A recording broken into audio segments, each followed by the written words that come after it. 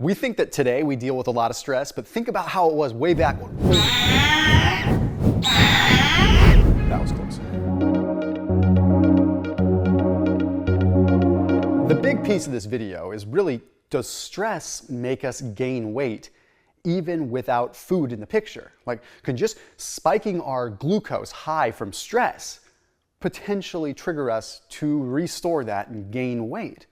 Okay, well, the first thing we have to look at is something super important, and that is the fact that back when we were stressed out, that stress response was a fight or flight response. Okay, meaning what happens is cortisol, adrenaline, epinephrine, these things spike, and that triggers a release of glucose. It triggers the liver to go through what's called gluconeogenesis, where it takes other substrates and converts them into glucose. And it does this rapidly, but it also dumps glucose from the liver glycogen stores into the bloodstream to fuel us to run from a saber-toothed tiger or to run from a threat, okay?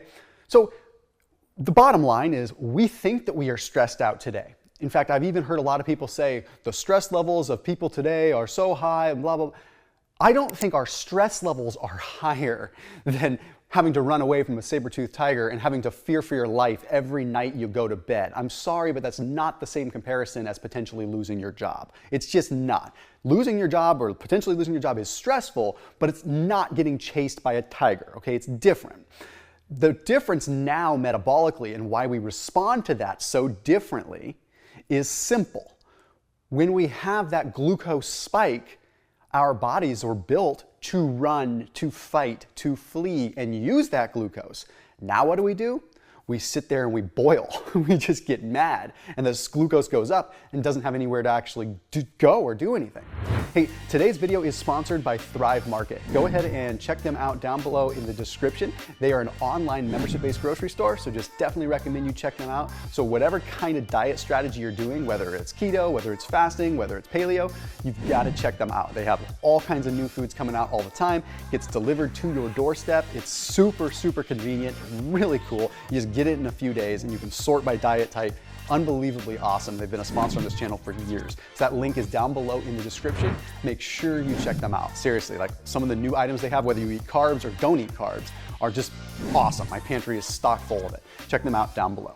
So there was a study that was published in Obesity. It was a meta-analysis that took a look at this, and that demonstrated that psychosocial stress led to increased adiposity, more weight gain. Well, there's a couple of things that are going on here, okay? I guess the question is, if we're not eating and we're just stressed out, is that glucose going to circulate and restore as fat? Not necessarily quite like that, because it really needs somewhere to go. It can't just it's not just going to turn back into fat. It's glucose not just going to go through what's called de novo lipogenesis and turn into fat. But what it can do is it can absolutely affect how our insulin levels respond to glucose. Okay, when you have this spike in glucose that comes from stress and you're not acting upon it, you have high levels of circulating glucose, okay, without the follow-up response from the pancreatic beta cells. If the pancreatic beta cells are producing insulin in response to this glucose, then the glucose would actually get into the tissue and do what it's supposed to do. But there's no response as far as the insulin is concerned. So you're just having circulating glucose that's not having an effect on the actual cell. This can potentially lead to more insulin resistance because it's desensitizing the cell to glucose. So basically, the cell isn't able to respond to it as well. So chronically high levels of stress can lead to this. Now, then we have to look at the big picture and we say, yes, when we have these spikes in glucose, is there a potential for us to activate the region of the brain that would make us crave things? Usually when you see cravings occur, it's coming as a result of a glucose drop, okay? There's a study that was published in the journal Nature Metabolism that looked at 1,070 people, and it tracked over 71,000 ad libitum meals, and it found that, yeah, whenever they had a glucose drop, that was when they started to make poor food choices, and they ended up consuming more calories over the next 24 hours. So when you have a stress response and your glucose levels go high, they don't come crashing down in the same way as if you had eaten something high glycemic, because they're not having the insulin response with it. The reason you have a spike and then a crash is because glucose spikes, then insulin lets the glucose into the cells, and then it comes crashing. Stress is actually worse because you have circulating glucose that can cause all kinds of potential issues. One of the biggest issues that I can think of is called glycation in products or advanced glycation in products. If you've ever caramelized an onion before, it's a pretty interesting thing, right? There's sugars in that onion, and when you caramelize it, it gets it kind of crusty and hard, and sometimes you get chunks of caramelization, right? Well, that is, in essence, in a very colloquial way, what's happening inside your body when sugars react with certain things. So when sugars and proteins, different things react, and there's like sort of this constant high sugar level, you have these advanced glycation in products that form.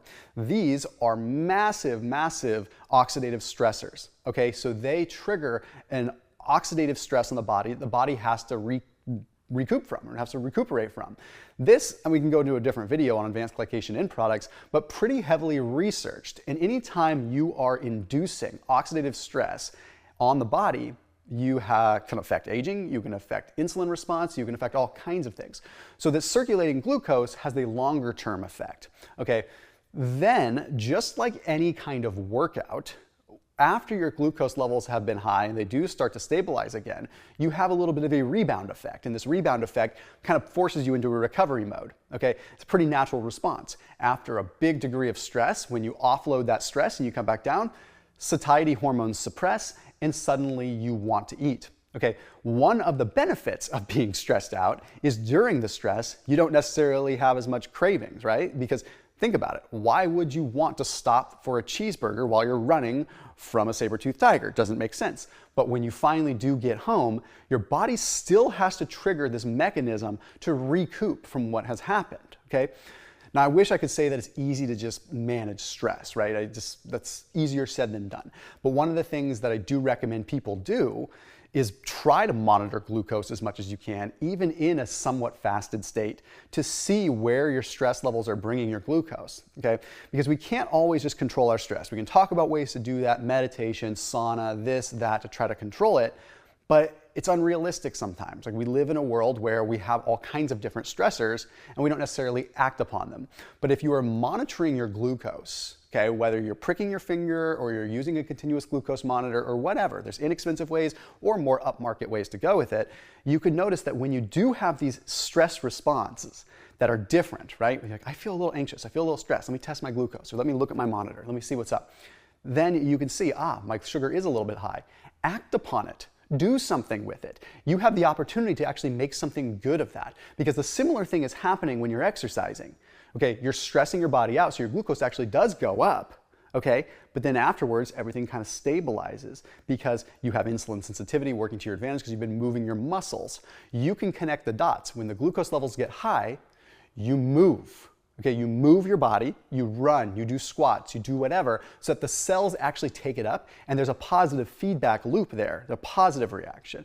Stress correlates to physical movement, which is a healthier response than stress sitting in your body boiling, being mad at your boss, wondering why you're gaining weight. As always, keep it locked here on my channel. I'll see you tomorrow.